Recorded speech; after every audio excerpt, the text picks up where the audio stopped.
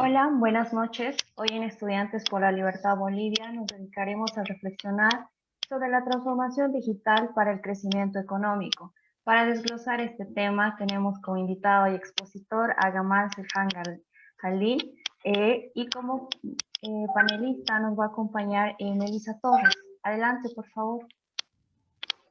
Muchas gracias, Yajaira, y buenas noches a todos y a nuestro invitado. Muchos nos preguntamos cómo hacer que la economía se reactive mejor en los ingresos de los empresarios e individuos. En esta noche abordaremos un tema realmente importante, la transformación digital para el crecimiento económico, donde tenemos el agrado de contar con un gran profesional y experto en el tema, el ingeniero Gamal Serhan Jalil. Quiero hacerles conocer la trayectoria adquirida de nuestro invitado, que compartirá su conocimiento con todos nosotros. Él estudió Ingeniería Civil en la Universidad Nacional Autónoma de México, UNAM, y un posgrado en Finanzas Corporativas en el Instituto Tecnológico Autónomo de México, además de otros estudios superiores en diferentes universidades extranjeras y nacionales, entre ellos el Diplomado de Altos Estudios Nacionales, y recientemente realizó un curso sobre estrategias de transformación digital en el INCAE Business School. En la administración pública estuvo como director administrativo financiero y después como oficial mayor de desarrollo económico y financiero en la alcaldía de Cochabamba. Posteriormente, el 2004 fue candidato a la alcaldía de Cochabamba por la agrupación ciudadana Primero Cochabamba, y el 2006 fue elegido constituyente por la Alianza Podemos. Escribió el libro La historia no oficial de la Asamblea Constituyente. Fue parte de la comisión política que trabajó en las modificaciones a la nueva Constitución que fue aprobada el año 2009. También fue gerente general ejecutivo de CEMAP, director ejecutivo del Grupo Vertice, gerente general de Ende Transmisión Argentina y después Ende Andina. Actualmente es nuevamente director ejecutivo del Grupo Vertice. Quiero darle la bienvenida y cederle el espacio. Y al finalizar, para cualquier pregunta que tuvieran, pueden realizarle por este medio y de la misma forma por Facebook Live. Tiene la palabra, ingeniero.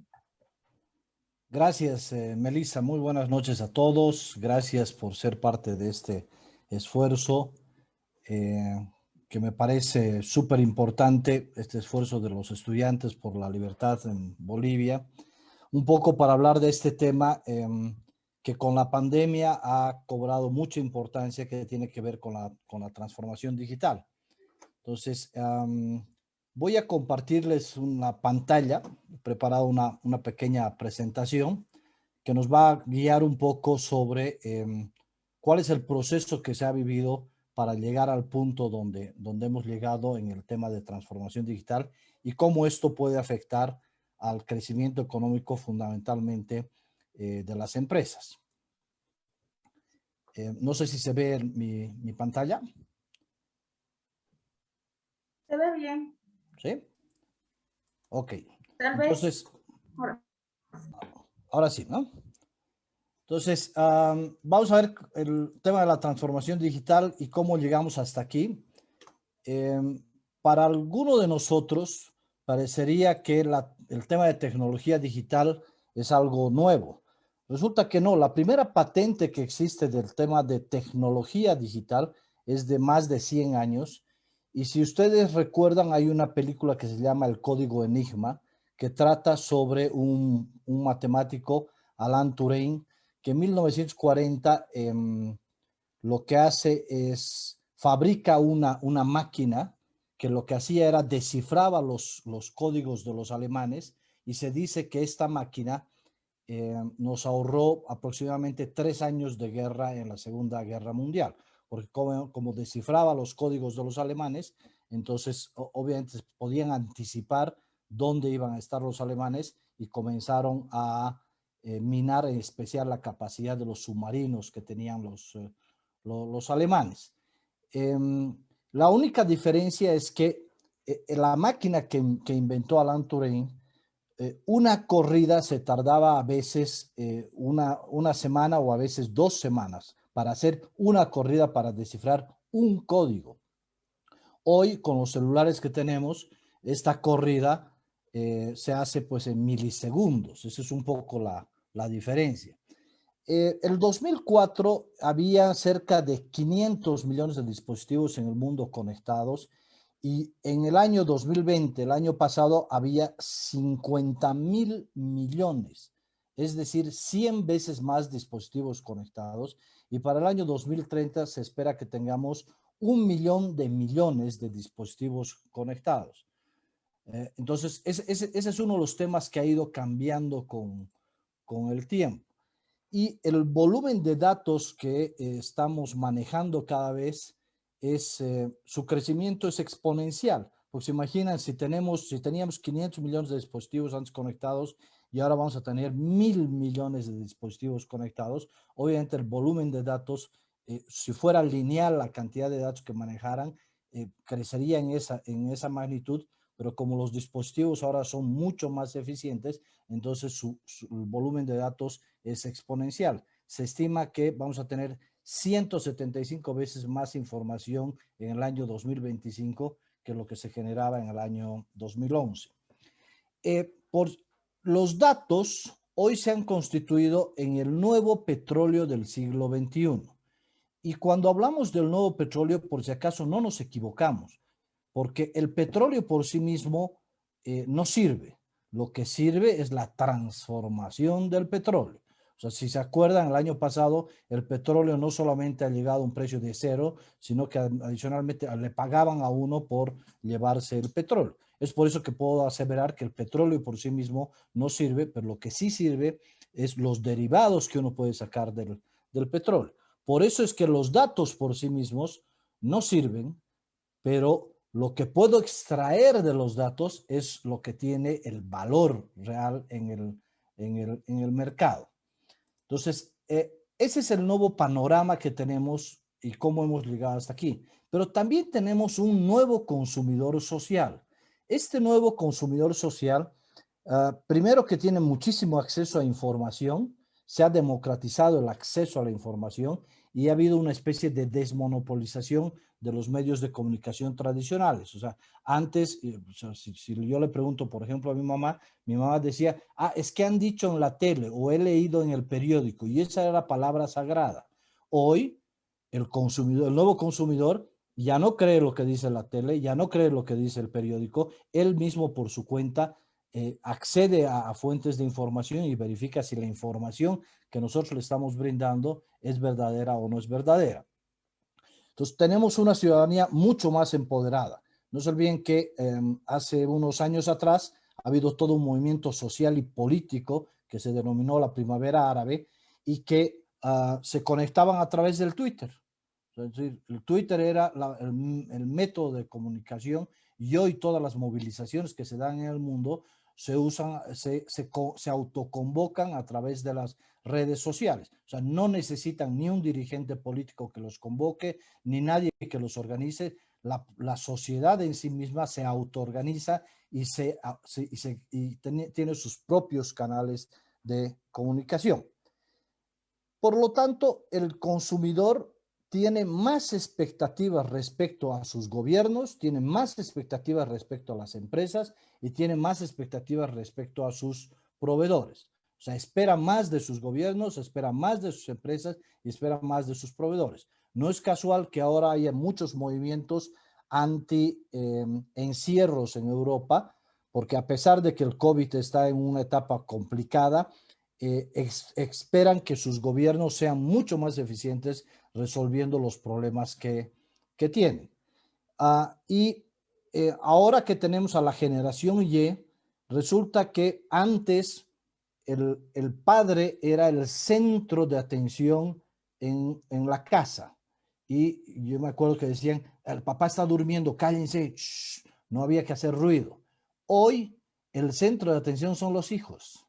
Es decir, todo gira en torno a los hijos. Entonces todos giramos en torno a lo que quieren hacer los hijos. ¿Dónde vamos a comer? Donde los hijos quieren ir a comer. Entonces los que deciden, los nuevos consumidores son los hijos. El centro de atención es la generación Y. Y todo debe estar personalizado. Es decir, si yo puedo personalizar mi teléfono y puedo tener una pantalla personalizada, absolutamente personalizada, puedo tener una máscara especial para mí, entonces, ¿por qué no voy a exigir que todos los productos que a mí me vendan sean personalizados? Entonces, el nuevo enfoque tiene que estar en la personalización y en el nuevo consumidor social. Y algo que es fundamental, hoy la experiencia del cliente en tiempo real es fundamental. Es decir, porque como el cliente puede en línea decir, este producto no sirve, este producto sirve, este producto me gusta, este no me gusta. Entonces, la experiencia del cliente es un tema absolutamente sensible para cualquier producto y la satisfacción no está asociada a cuantificaciones, sino está asociada a emociones. O sea, no es casual que en el Facebook nos hayan puesto me encanta, me gusta, me siento triste, me enojo, ¿no? Es decir, porque expresan emociones. Pero si tenemos una tecnología que avanza a pasos agigantados, si tenemos un nuevo consumidor social, también tenemos hoy nuevas organizaciones empresariales. Y lo que hay que entender es que las empresas sobreviven no necesariamente las más fuertes, sino las que sobreviven mejor son las que más rápidamente se adaptan al cambio. No sé si es que han visto esta película que se llama Los Crocs, que es de una familia en la prehistoria, ¿no? Y obviamente el papá es un señor grandote, muy fuerte, y él los protege, pero los protege quedándose en la cueva. Y de repente aparece un jovencito, todo debilucho, delgadito, ¿no ve? Pero que tiene una imaginación impresionante, que inventa los zapatos, que inventa una serie de cosas, inventa las ideas y es el que los lleva finalmente a los Crocs a el futuro. Entonces, esa es la mayor demostración de que hoy las empresas que sobreviven o las empresas que emergen en el nuevo mercado son fundamentalmente las empresas que mejor se adaptan al cambio, que tienen en su ADN el cambio. O sea, el cambio es parte de su ADN de las nuevas organizaciones empresariales. Adicionalmente, hay una especie de batalla entre David y Goliat, es decir, entre las startups y entre el establishment, ¿no? Es decir, estas empresas viejas, sólidas, que juegan con las reglas del juego que están establecidas, y las startups que crecen casi al borde de lo ilegal porque no hay legislación respecto a lo que ellos están haciendo, pero que irrumpen y que su mayor virtud y su mayor fortaleza es justamente no estar en el establishment, sino irrumpir y cambiar las reglas del juego. Es decir, la única manera como David lo podía haber derrotado a Goliat es utilizando algo fuera de las reglas del juego, que era su onda, y lanzarle a la cabeza. Si no, no hubiese podido derrotarlo. Pero se salió de las reglas del juego. O sea, un enfrentamiento entre David y Goliat de cuerpo a cuerpo, está claro que Goliat lo hubiese ganado. Pero no, David era muy ágil y se salió de las reglas del juego y de esa manera es que hoy las startups tienen la posibilidad de derrotar a las viejas empresas que no siguen la corriente del cambio. En un negocio tradicional, la estructura de la organización se define a través del negocio. En cambio, hoy la organización define los negocios.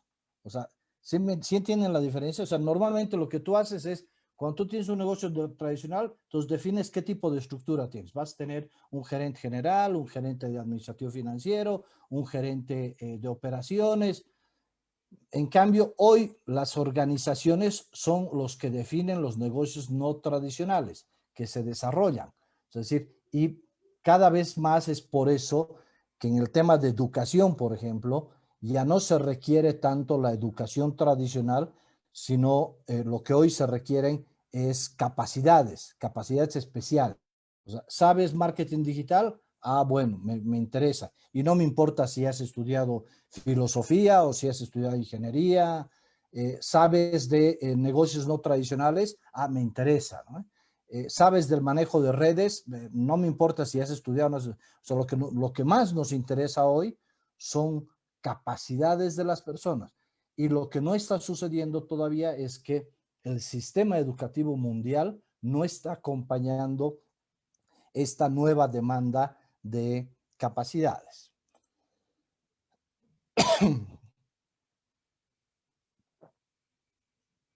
En las organizaciones exponenciales parten de un principio que los recursos son abundantes y que no necesitan ser dueños de activos tangibles.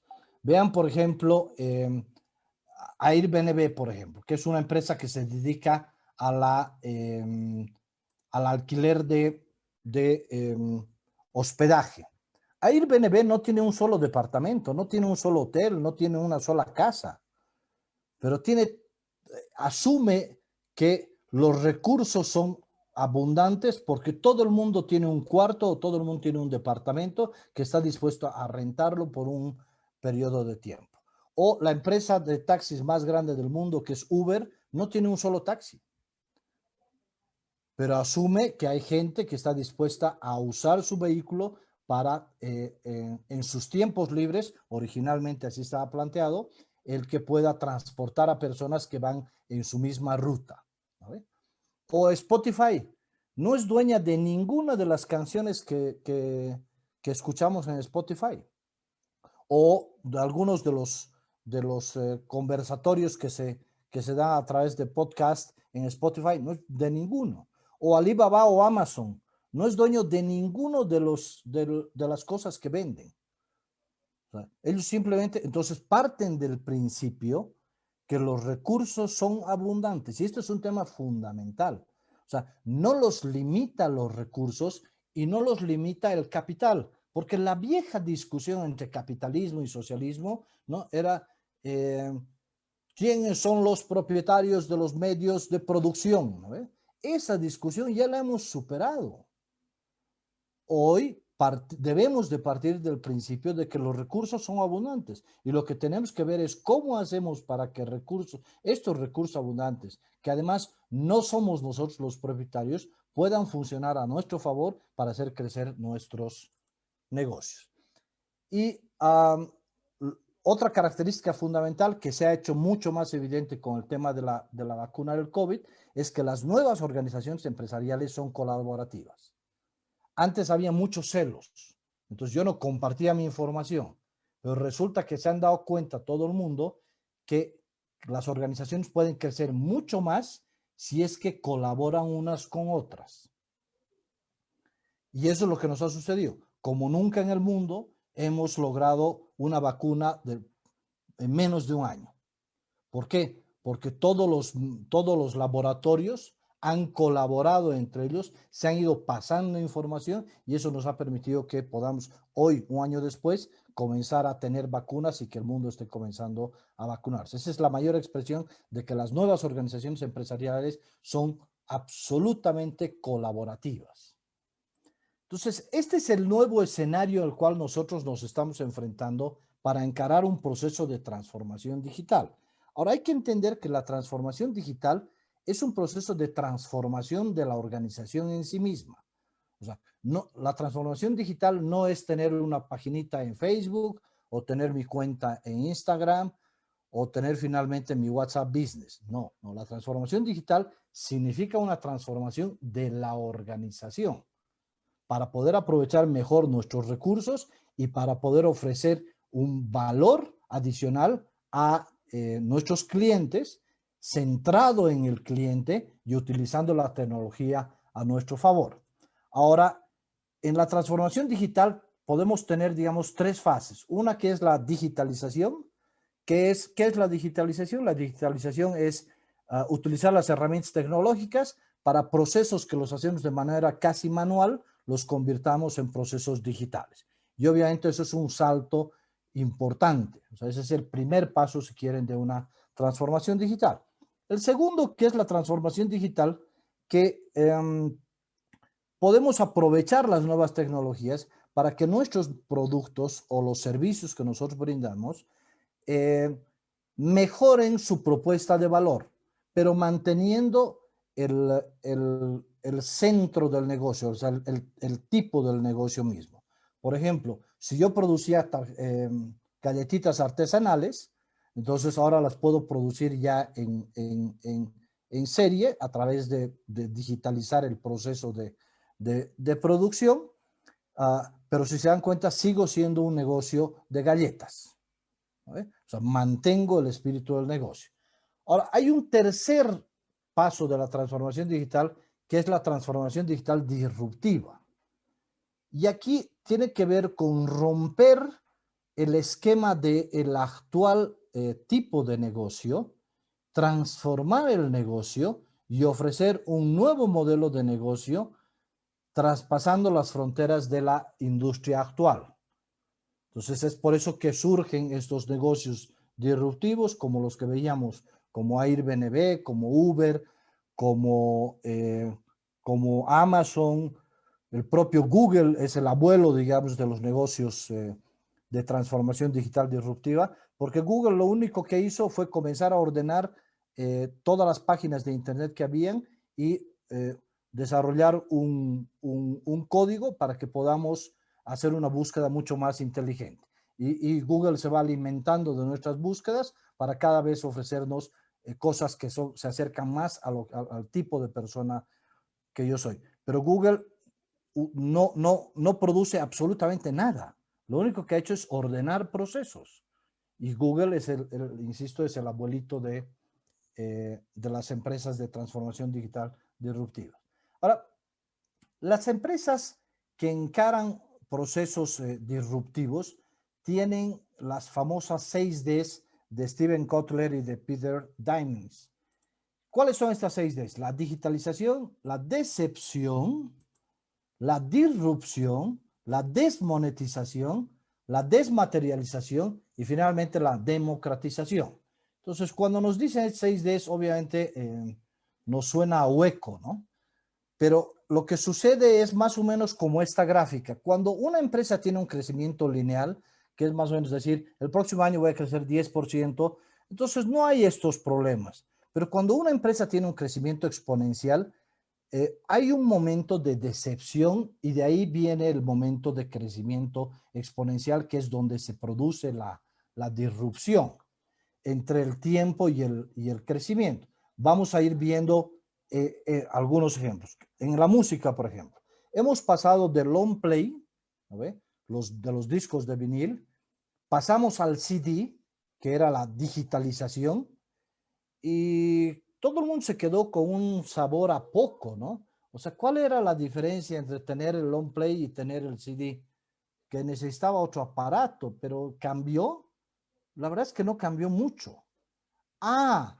Pero cuando apareció iTunes, cuando apareció Spotify, resulta que hubo una disrupción en el negocio de la música. Se desmonetizó la música porque ya no tenía que ir ni a comprar el LP o a comprar el CD, sino que lo podía escuchar gratuitamente. Se desmaterializó porque ya no necesitaba tener el LP o el CD en mis manos, sino lo tenía directamente en mi celular o en cualquier aparato que yo quisiera, y se democratizó. Es decir, todo el mundo tiene acceso a Spotify. Si quieres, hasta gratuitamente, porque no tienes que pagar. Ahora, si quieres tener una cuenta premium, ahí recién pagas. Entonces ustedes me dirán, bueno, es que solamente sucedió con la música. No. Vamos a ver ahora el ejemplo de las fotos. primero teníamos la cámara tradicional, de ahí pasó a la cámara digital, que tenía 0.01 megapíxeles, y entonces la sensación de la cámara normal a la cámara digital era, uy, ¿y en qué hemos mejorado, digamos? O sea, ese es el campo de la decepción. Y de repente vino la disrupción y nuestros celulares se convirtieron en cámaras digitales, y hoy tenemos cámaras digitales de más de 32 megapíxeles y todos nos hemos vuelto fotógrafos.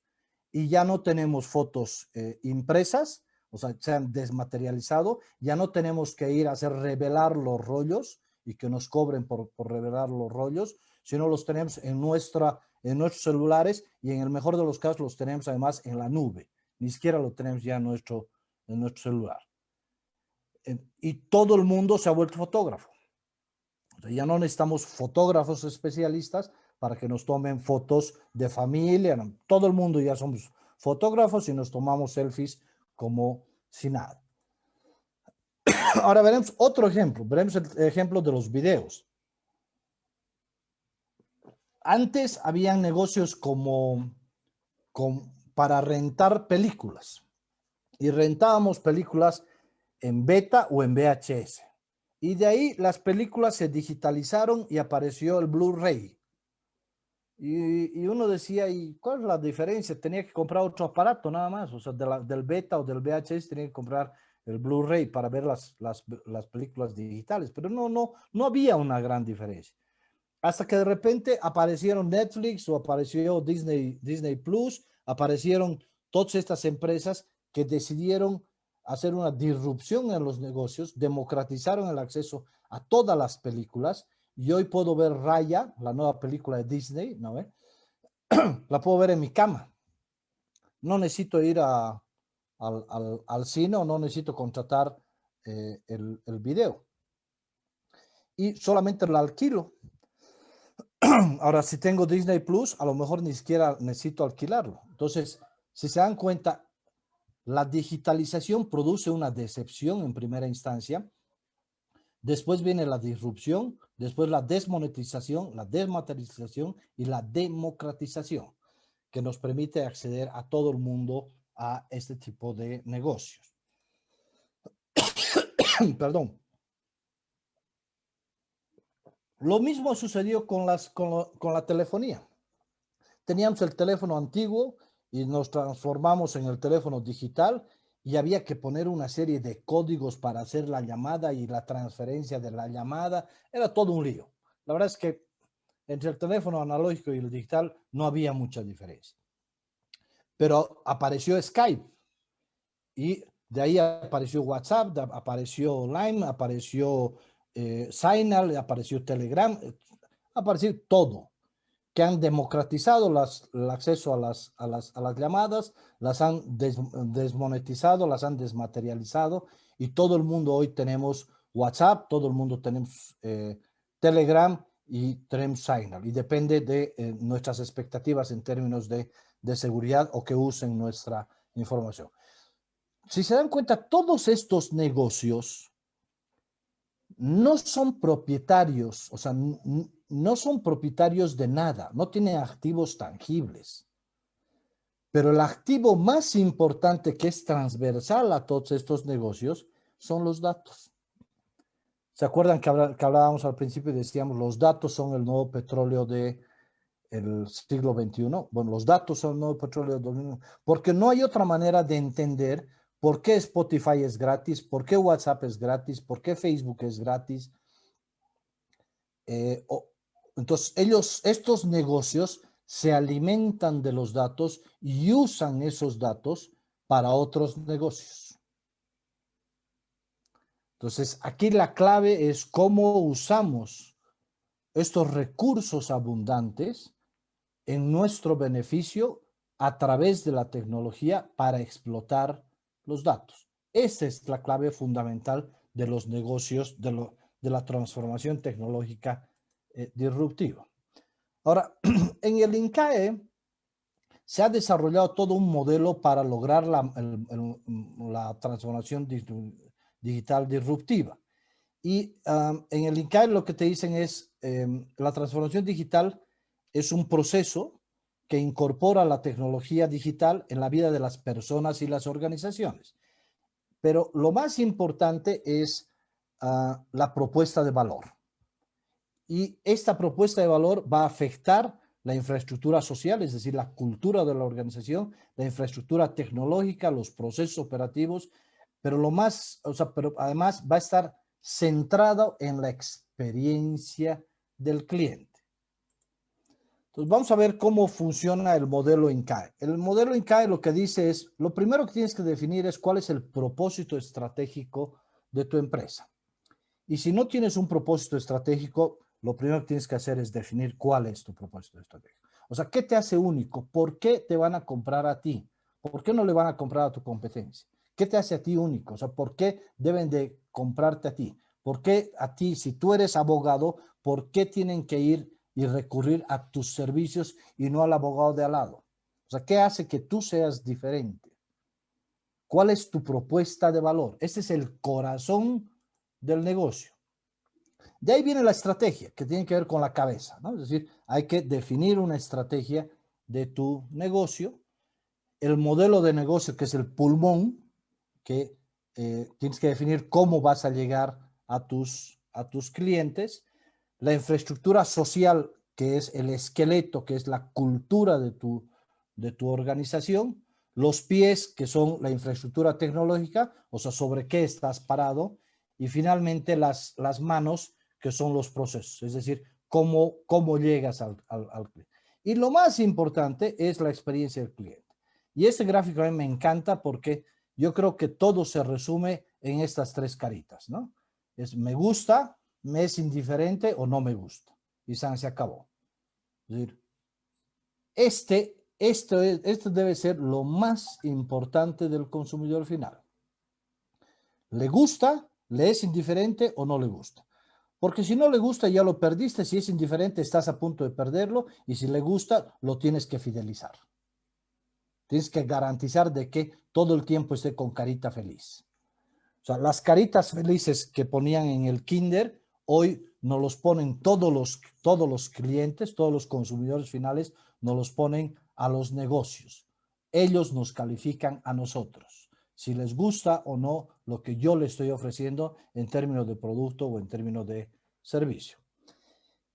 ¿Qué es esto del famoso propósito estratégico? El propósito estratégico parte de que los recursos existentes no importa que no calcen con las oportunidades actuales. Porque normalmente cuando uno define la misión y la visión, parte del principio de qué recursos tengo y entonces qué puedo lograr. Y esa es la primera limitante. Esa es la diferencia entre el propósito estratégico y entre la famosa misión o visión de las empresas. El propósito estratégico es algo absolutamente más grande que la empresa y que la va a obligar a la empresa más bien a crecer de manera exponencial. O sea, ¿qué va a hacer que lata tu corazón y que todos los días tu corazón quiera crecer, crecer, crecer, crecer? Si se dan cuenta, por ejemplo, ¿qué pasó con Amazon? Amazon comenzó vendiendo libros, pero su propósito estratégico nunca fue vender libros. Su propósito estratégico era ser la tienda más grande del mundo, que venda todo. Y hoy Amazon vende todo. Uno puede encontrar desde un USB, ¿no ve? Hasta lo que te imagines. Entonces, lo que hace que tu empresa crezca de manera exponencial es justamente este propósito estratégico. Después, ¿se acuerdan? Venía la estrategia. La estrategia tiene que ver con dónde compito, cómo lo implemento, qué dirección estratégica voy a utilizar. Hay que analizar quiénes son mis clientes, cuáles son los nuevos competidores, cuáles son los proveedores, cuáles podrían ser los productos sustitutos, los competidores en el mercado. Y también tenemos que definir, ¿se acuerdan? El pulmón del negocio es el modelo de negocio. Y para esto se utiliza una herramienta muy interesante que se llama el modelo Canvas. El modelo Canvas lo que hace es, en una hojita, yo defino mi negocio, en una sola hoja. Aquí tiene que estar la propuesta de valor, o sea, decir, cuál es el regalo de mi negocio, qué le estoy regalando yo a mis clientes, a quién, o sea, a quién le estoy entregando esto. Estos son mis clientes, estos son mis canales de comunicación de mis clientes, esta es la relación con mis clientes. Obviamente, esto me va a generar los ingresos del negocio.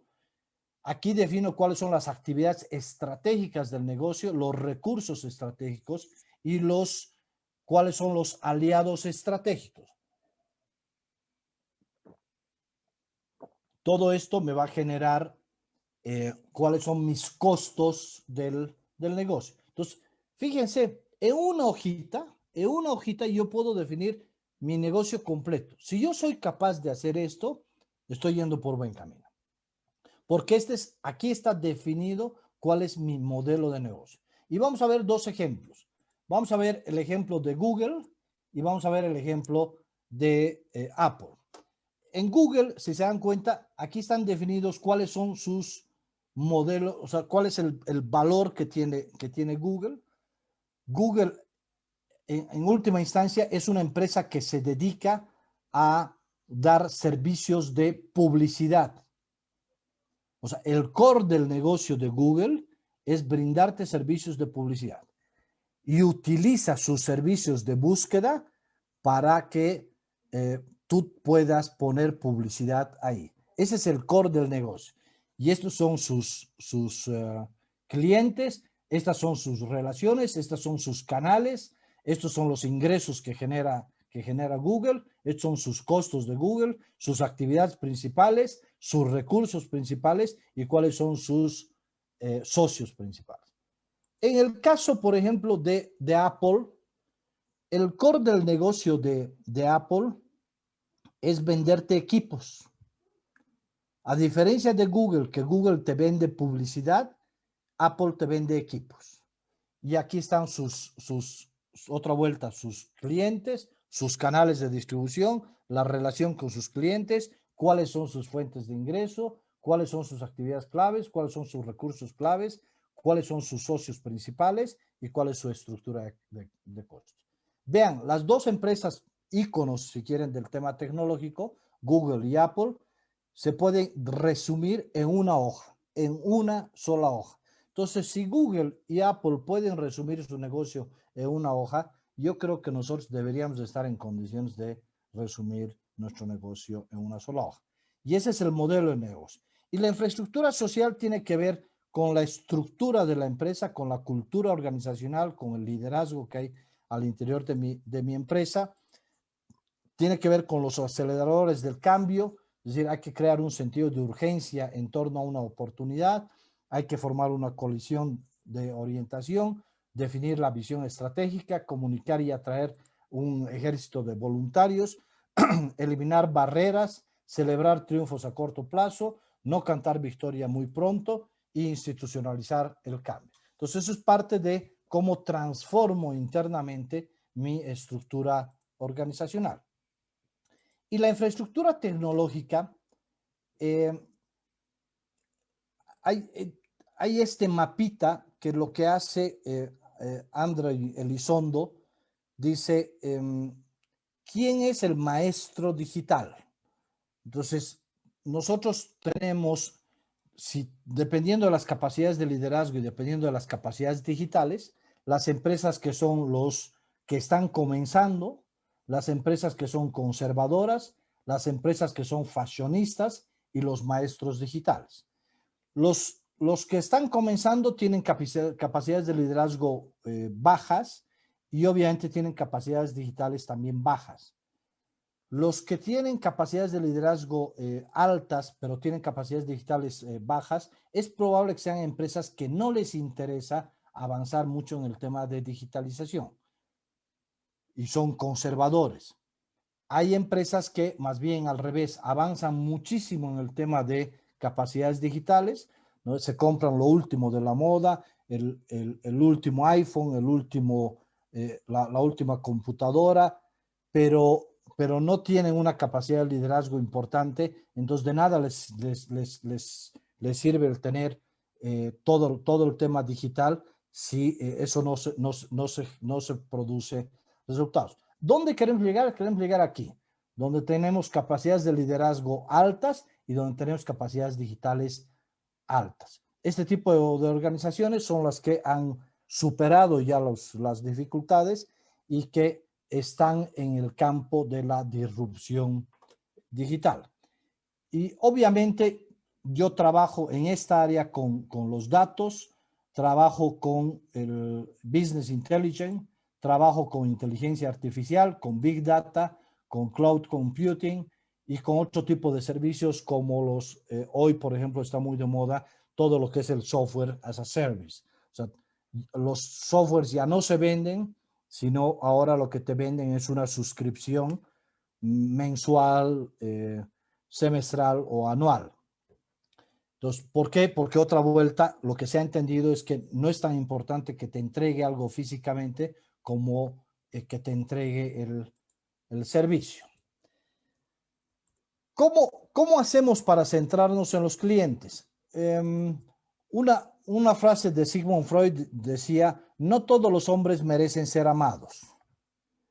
Y si esto lo llevamos al tema de los clientes, es no todos los clientes merecen ser atendidos.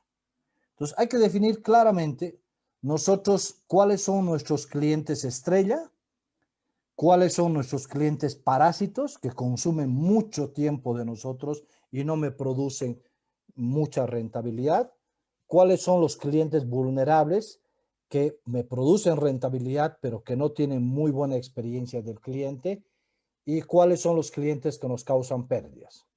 Entonces, es muy importante hacer una radiografía de mis clientes para ver en qué clientes yo me voy a concentrar. Insisto, acuérdense, no todos los hombres merecen ser amados, como no todos los clientes merecen ser atendidos. Eso dependerá de, para mí, quiénes son mis clientes estrella, que son los que tienen una buena experiencia del cliente, pero también me generan una alta rentabilidad. ¿Cuáles son mis clientes vulnerables que me generan una alta rentabilidad, pero no están teniendo una buena experiencia del cliente? ¿Cuáles son mis clientes parásitos que me consumen muchos recursos, pero no me producen casi nada? ¿Y cuáles son los clientes que me generan pérdidas, que esos no vale la pena ni siquiera atenderlos? Hoy hay una técnica que se llama el Customer Centric, que lo que busca es que nosotros nos centremos en la experiencia del cliente. Vamos a ver un par de ejemplos de exitosos de la transformación digital disruptiva. Nosotros tenemos el tema de Uber, que les comentaba, no tiene ni un solo taxi, pero es la compañía de taxis más grande del mundo. Facebook, que tenemos, si no me equivoco, cerca a un sexto de la población mundial tiene una cuenta de Facebook. Entonces, obviamente, todo el mundo quiere estar en Facebook si es una empresa. Alibaba o Amazon, que es la empresa de ventas más grande del mundo y no tiene ni un solo inventario, ni uno solo. O Airbnb o que no tiene, que es la empresa más grande de alojamientos y tampoco tiene una sola propiedad. Imagínense el hotel Hyatt, ¿no? Para poder competir con Airbnb tendría que hacer inversiones en todo el mundo, todo el tiempo, y nunca va a poder competir con Airbnb. Entonces, esto es un poco algunos de los ejemplos de las empresas que han generado negocios disruptivos que están hoy, que son exitosos. Voy a mostrarles este video que es muy cortito, que es de un banco que se llama el DBS Bank, que es un banco en el Asia, y por favor préstenle un ratito atención a lo que dice. Banco del futuro, ese es su eslogan, por si acaso.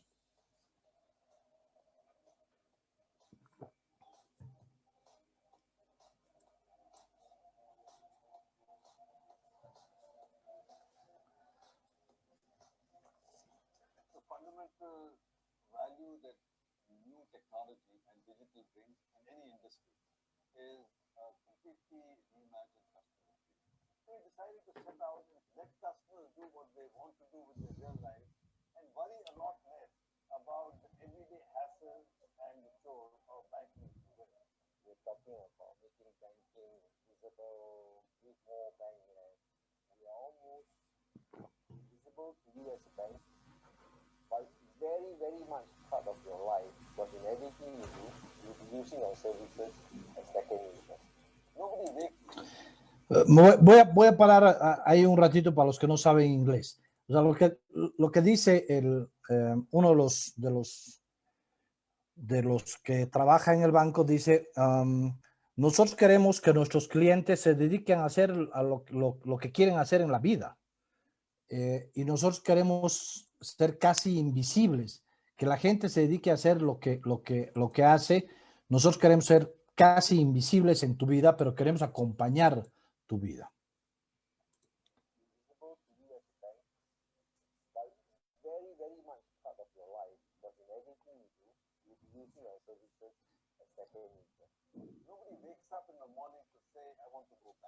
Esta parte me encanta. Dice, nadie se levanta en la mañana y dice, hoy quiero ir al banco.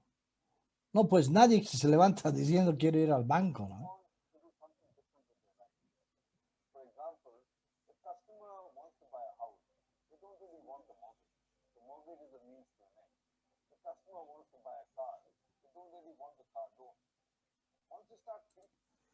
O sea, el cliente no quiere pues un préstamo para comprar una casa. El cliente quiere comprar la casa.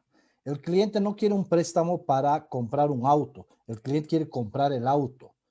Entonces, si se dan cuenta, cuando ellos entendieron eso, se dieron cuenta que lo más importante era el cliente, la experiencia del cliente.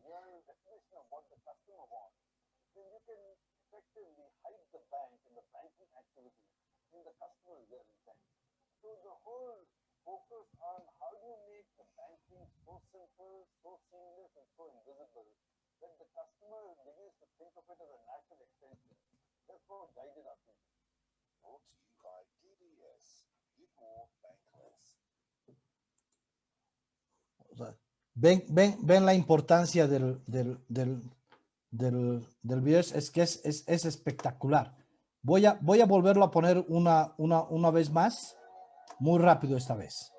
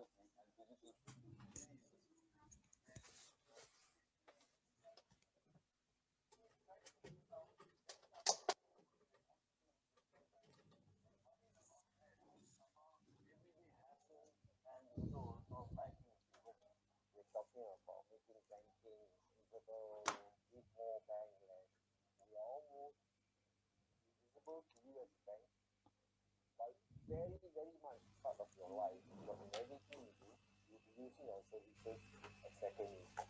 Nobody wakes up in the morning to say, I want to go back. They really want to do something different with their life. For example, the customer wants to buy a house. They don't really want the mortgage. The mortgage is a means. The customer wants to buy a car. They don't really want the car loan. Once you start thinking about the real definition of what the customer wants, then you can effectively hide the bank and the banking activity in the customer's real intent. So the whole focus on how do you make the banking so simple, so seamless, and so invisible that the customer begins to think of it as a natural extension. That's what guided our thinking. Brought to you by DBS. Por esta razón, DBS fue nombrado el banco, el mejor banco digital del mundo. Ahora, vamos a ver otra experiencia de otro banco aquí muy cerquita en el Brasil, que se llama el Nubank.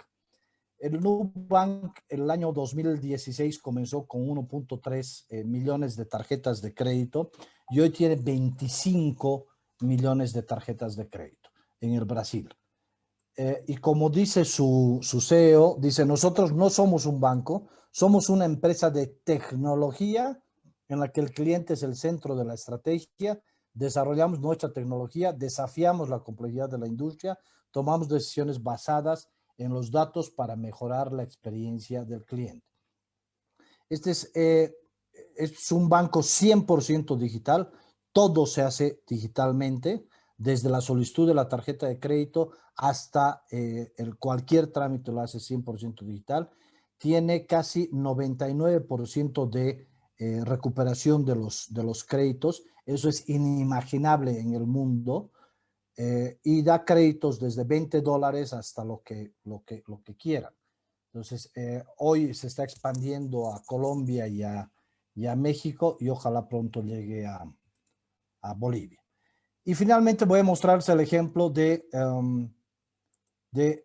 Estonia, que es un país que era parte de la ex Unión Soviética, que ha desarrollado todo un modelo que se llama Country as a Service. Desde el año 2000 hasta el año 2021, quiero que sepan que en Estonia hay solamente 2 cosas que no se pueden hacer digitalmente.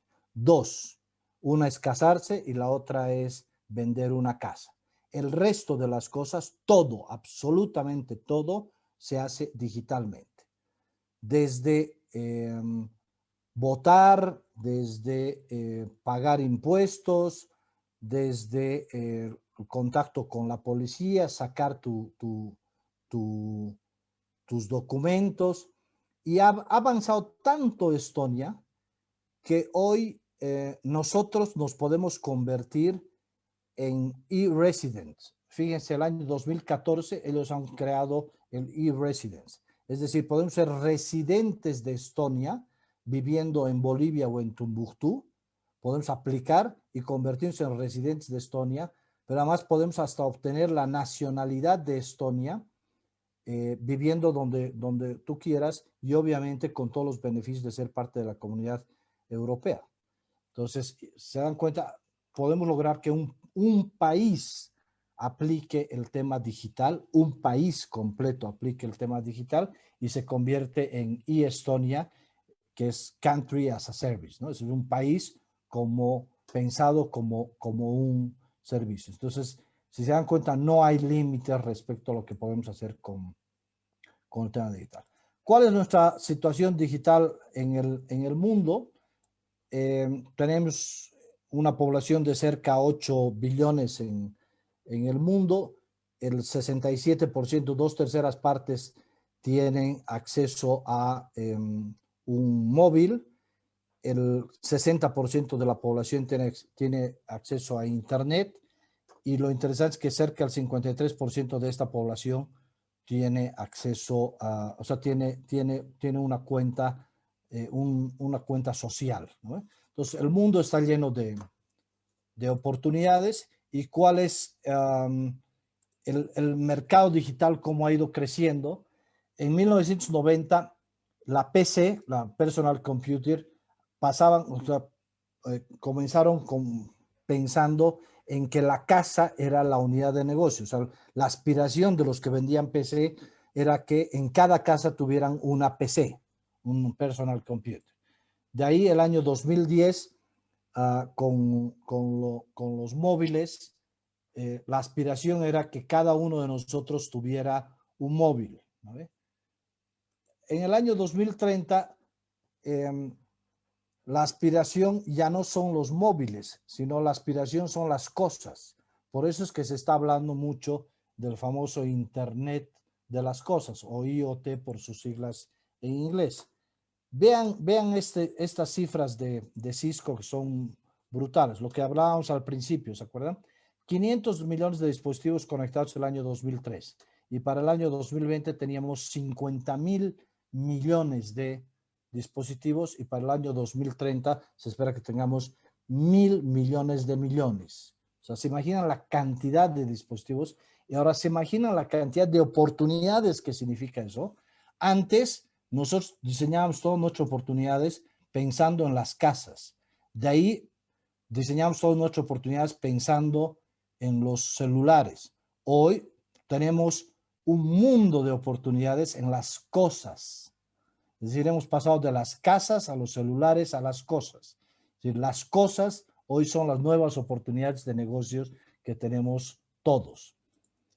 Y en el caso boliviano, tenemos cerca de 12 millones de habitantes, de los cuales resulta que tenemos más de un celular por cada habitante en Bolivia. Tenemos casi el 50% de la población que tiene acceso a Internet. Esto es grave, pero lo chistoso es de que el 70% de la población tiene una red social. Y lo más importante aquí es que el mercado boliviano es insignificante en relación al mercado mundial. O sea, la digitalización lo que hace es darnos la oportunidad de que el nuevo mercado para nosotros sea el mercado mundial. O sea, yo puedo comenzar a actuar localmente, pero puedo pensar globalmente. Y ese es el reto que tenemos nosotros para la transformación digital. La transformación digital no es una ventaja competitiva, hoy es una necesidad. Y aquí yo paro, mi querida Melissa, para abrirnos un poquito un espacio para cualquier pregunta que tengan, por favor. Muchísimas gracias, estimado Gamal.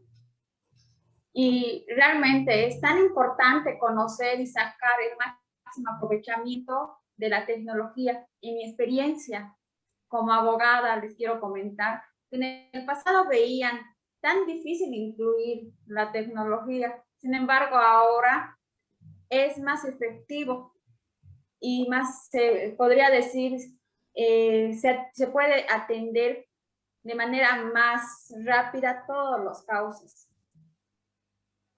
Y ahora, entrando a este espacio de preguntas, tengo la siguiente. ¿Qué sectores empresariales son llamados a iniciar y dar soporte al resto en transformación digital?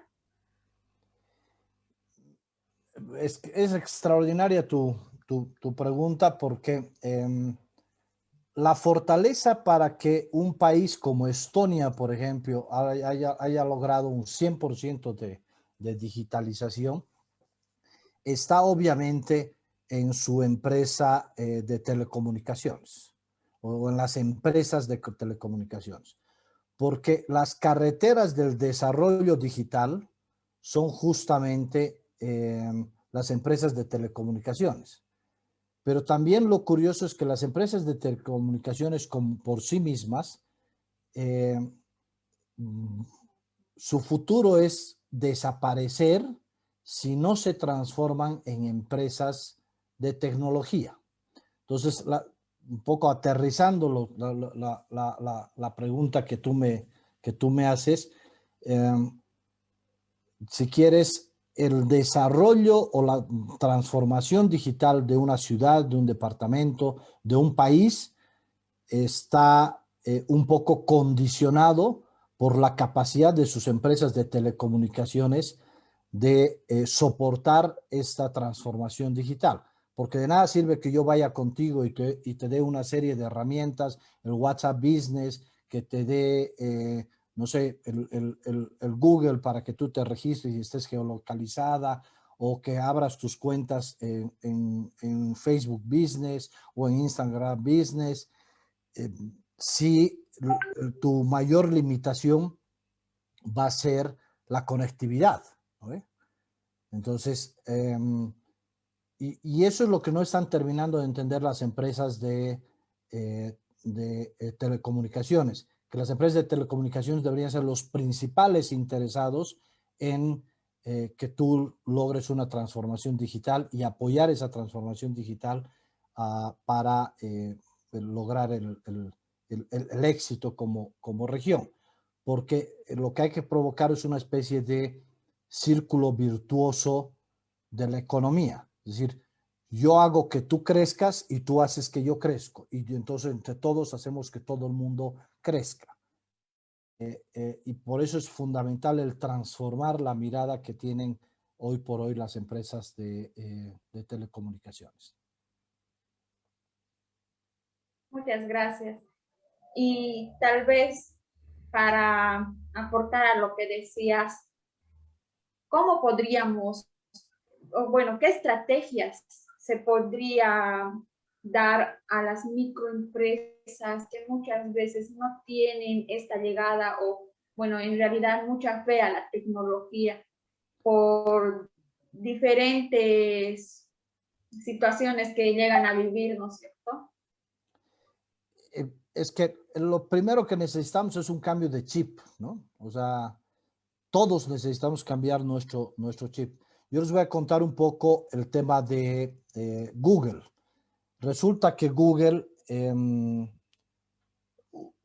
¿ustedes sabían que por qué Google desarrolla Gmail? Por una sola razón. Resulta que Gmail le traía más tráfico al buscador. Y después desarrolla Chrome, ¿no ve? La plataforma Chrome. ¿Por qué? Porque también le traía más tráfico al buscador. Entonces, cuando entendamos que todas nuestras acciones de soporte a los pequeños empresarios, a los medianos empresarios y finalmente a los grandes empresarios van a redituar en mejorar nuestra economía, nuestro ecosistema y todos vamos a terminar ganando, en ese momento se va a provocar la transformación de las estructuras sociales. O sea, y eso es bien, bien importante. Pero necesitamos cambiar nuestro chip. Porque hoy, si te das cuenta, hay, por ejemplo, personas como la señora que vende juguitos, ¿no ve? Que ya ha aprendido que puede tener su código QR, ¿no ve? En donde vende ella, en la esquina donde vende juguitos, de tal manera que tú no le tengas que pagar en efectivo, sino lees su código QR y ya le haces la transferencia al banco. Ve algo tan sencillito, ¿no? Es decir, la que vende jugo de naranja puede tener su código QR y de esa manera tú le puedes hacer la transferencia al banco. Le estás resolviendo a ella el problema hasta de seguridad, ¿no? Pues no necesita manejar efectivo, tú mismo te estás facilitando la vida y ella está generando un círculo virtuoso. Entonces lo que necesitamos es gente que cambie el chip, que vea en la transformación digital una gran oportunidad de que podamos mejorar sustancialmente la vida de las personas y que la tecnología sea nuestro aliado para crecer, crecer, crecer, crecer y cada vez crecer más. Bien, muchísimas gracias. Ahora, como última pregunta, ¿cómo podríamos acelerar la economía en toda la productividad y conseguir el mayor impacto?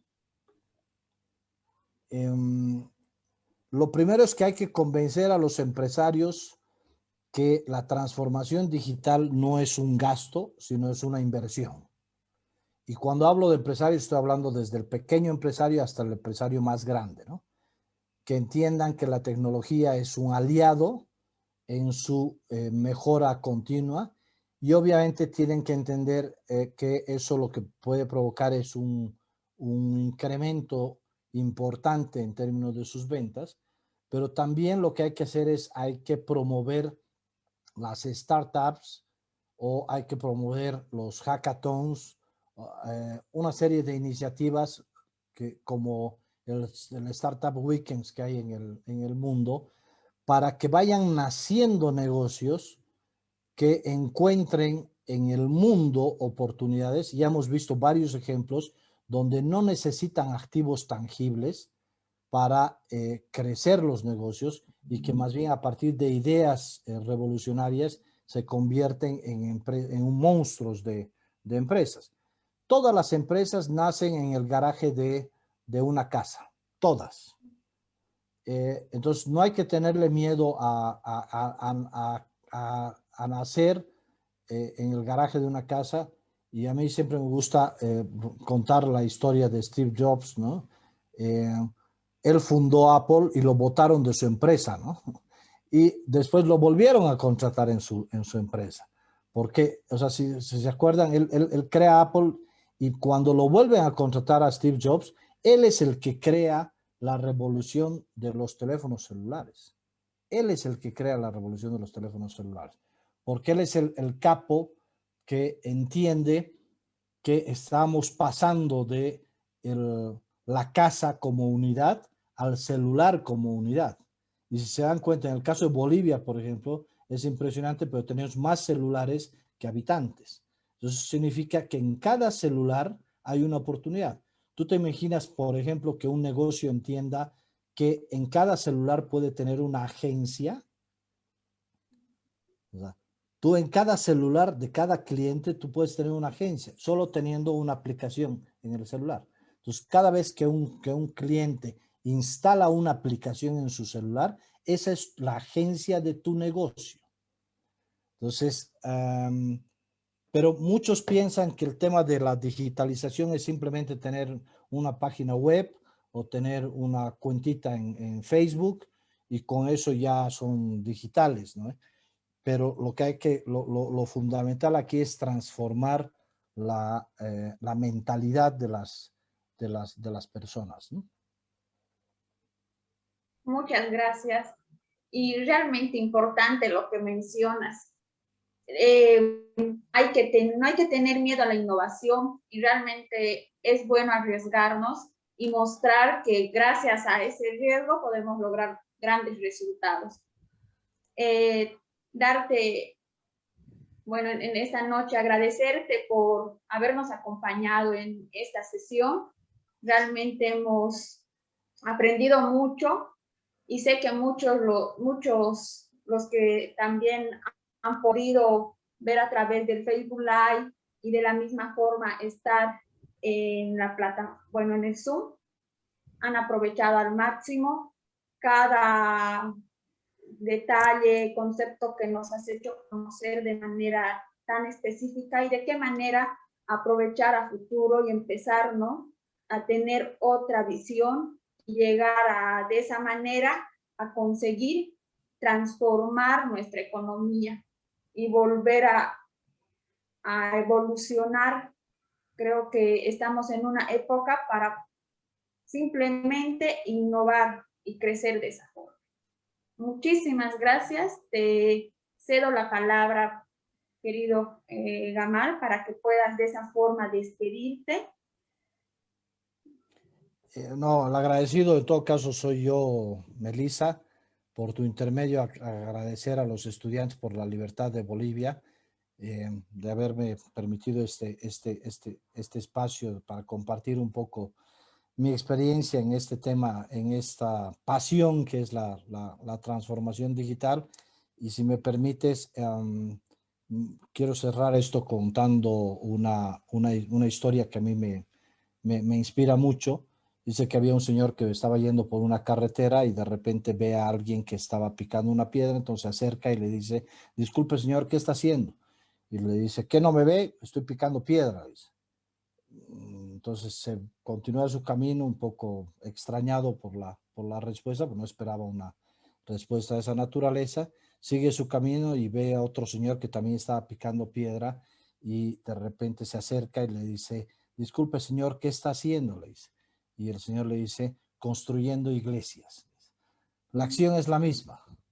Los dos estaban picando piedra, pero la visión es absolutamente diferente de uno en relación al otro.